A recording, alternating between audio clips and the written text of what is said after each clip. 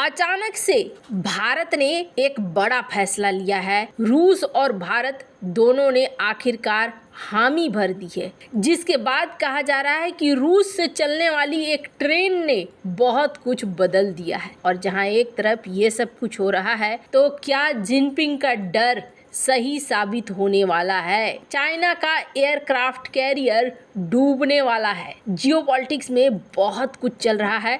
हमेशा की तरह CIS न्यूज नेटवर्क के इस एपिसोड में जानने को मिलेगा बहुत कुछ। आइए जानते हैं इन खबरों को विस्तार से। आखिरकार अमेरिका इंतजार में बैठा हुआ था कि क्या होता है, पर भारत के एक्सटर्नल अफेयर मिनिस्ट्री ने कंफर्म कर दिया कि भारत और रूस के बीच समिट की तैयारियां हो रही हैं। सच बताऊं तो अमेरिका के लिए ये खबर किसी बड़े झटके से कम नहीं है, क्योंकि अमेरिका शायद ऐसा नहीं सोच रहा था। पर भारत ऐसा क्यों कर रहा है? तो भारत के कई कारण हैं। पहली बात ये कि एक रूट ने बहुत सारी चीज़ें बदल दी है। द इकोनॉमिक्स टाइम्स का ये खबर सुन सकते हैं, द ट्रेन फ्रॉम रसिया। इसमें एक रूट ने किस तरीके से भारत की तस्वीर बदली है, किस तरीके से भारत आ रहा है कोयले से लदा हुआ ट्रेन। ये एक वो कॉरिडोर है जिसने भारत और रूस को अब सीधे सीधे जोड़ दिया है। भारत रूस व्यापार के मामले में आगे बढ़ रहे हैं। वहीं दूसरी तरफ हाल ही में रूस ने एक और तोहफा दिया है भारत को, और ये कहा है कि S-400 अब आपके यहाँ पर ही मेंटेनेंस होगा। और सबसे बड़ी वजह भारत की क्या है? तो कारण साफ है, भारत नहीं चाहता है रूस चाइना के ऊपर इतना ज्यादा निर्भर हो जाए कि फिर भारत के हाथ से रूस चलता चला जाए और एक समय ऐसा आए रूस चाहकर भी भारत की कोई मदद न कर पाए। और जैसा कि अमेरिका के साथ एक जमाने में यही सीन था, जिसकी वजह से किसिंजर ने ये सलाह दिया था कि अमेरिका को चाइना के साथ दोस्ती कर लेनी चाहिए। कहीं चाइना और रूस एक तरफ खड़े हुए तो फिर कई सारी मुश्किलें अमेरिका के लिए खड़ी होंगी। भारत के लिए बस ये बात है कि भारत के पास अभी भी बहुत सारे हथियार रूस के इस्तेमाल होते हैं। भारत के पास अभी भी बहुत सारी चीजें मदद रूस की है। और दूसरी सबसे बड़ी बात यह है, रूस ने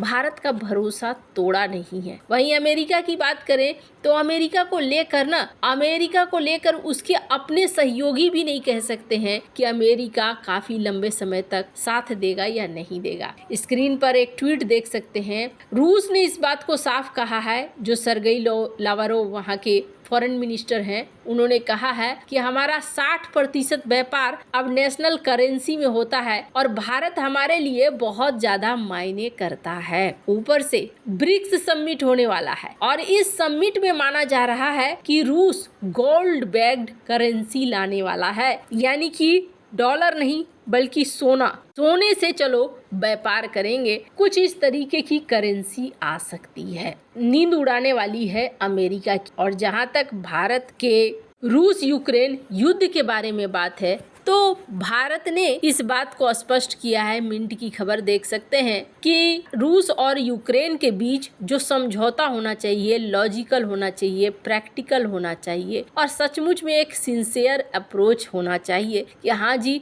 हम इस मामले को हल करना चाहते हैं। ये कह के भारत ने यहाँ पर पल्ला झाड़ लिया है। अमेरिका के लिए टेंशन वाली दो बात है। पहली बात कि ब्रिक्स में नई करेंसी का आना, डॉलर के प्रभाव का खत्म होना। दूसरी बड़ी बात यह है कि रूस ने अप्रूव कर दिया है लॉजिस्टिक एग्रीमेंट भारत के साथ साइन करने के लिए, यानी क्या युद्ध के समय अपने युद्धपोतों की तैनाती कर सकता है रूस, भारत से क्या इस तरीके का एग्रीमेंट कर सकता है। वहीं तीसरी चीज ये है, स्क्रीन पर एक मैप देख रहे हैं, SCO को भी और आगे बढ़ाने की बात हो रही है और इसमें कई सारे नए देशों को जोड़ने की बात हो रही है, रूस का प्रभाव बढ़ने की बात हो रही है। हालांकि SCO या ब्रिक्स में रूस के साथ साथ चाइना का भी प्रभाव बढ़ेगा, पर भारत के लिए इस वक्त बेहद जरूरी हो गया है एक बैलेंस बनाकर चलना। अगर अमेरिका विश्वासी होता, अमेरिका भारत को साथ लेकर चलता सचमुच में, तो शायद ये दिन नहीं देखने पड़ते। लेकिन हाल फिलहाल में जिस तरीके से पन्नू के केस हुए, उसके अलावा और भी कई चीजें देखने को मिली कि जैसे ही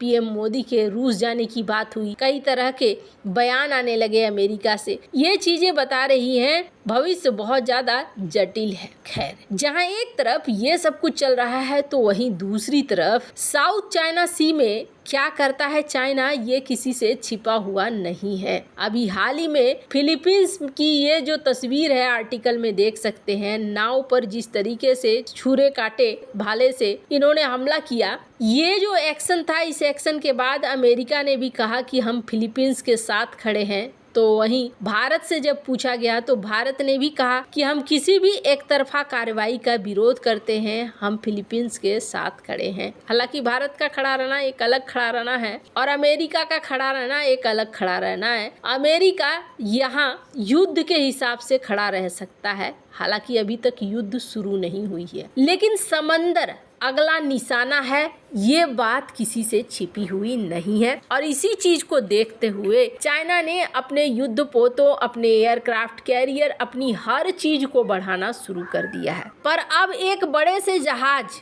40,000 टन के जहाज ने टेंशन देना शुरू कर दिया है चाइना को। स्क्रीन पर ये जो जर्जर जहाज देख रहे हैं, पुराना सा जहाज है, पेंट वगैरह उतरा हुआ है इस जहाज का। ये जहाज काफी समय से एक द्वीप फोर्ड आइलैंड में खड़ा है और इसका नाम है USS तरावा। इसको रिटायर कर दिया गया है। रिटायर्ड होने के बाद ये जो खड़ा है, ये अब चाइना को टेंशन दे रहा है। किस बात का टेंशन दे रहा है? ग्लोबल टाइम्स की एक खबर देख सकते हैं। अमेरिका के नेतृत्व में रिमपैक 2024 ड्रिल हो रही है और इसमें 40,000 टन के टारगेट शिप को डुबोया जाएगा। दरअसल 29 देश इस एक्सरसाइज में हिस्सा ले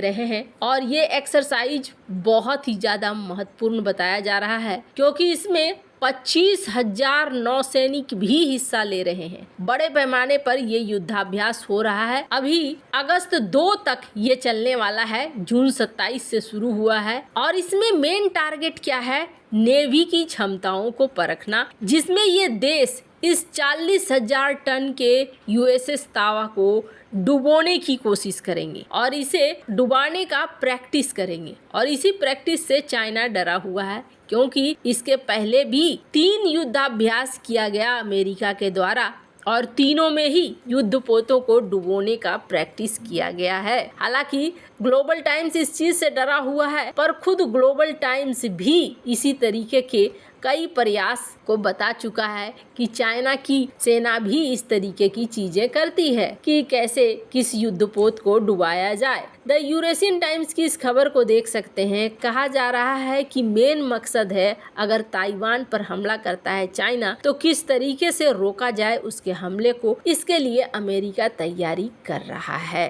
खैर, आपको क्या लगता है रूस और भारत के संबंधों से क्या अमेरिका के साथ संबंधों पर असर पड़ेगा?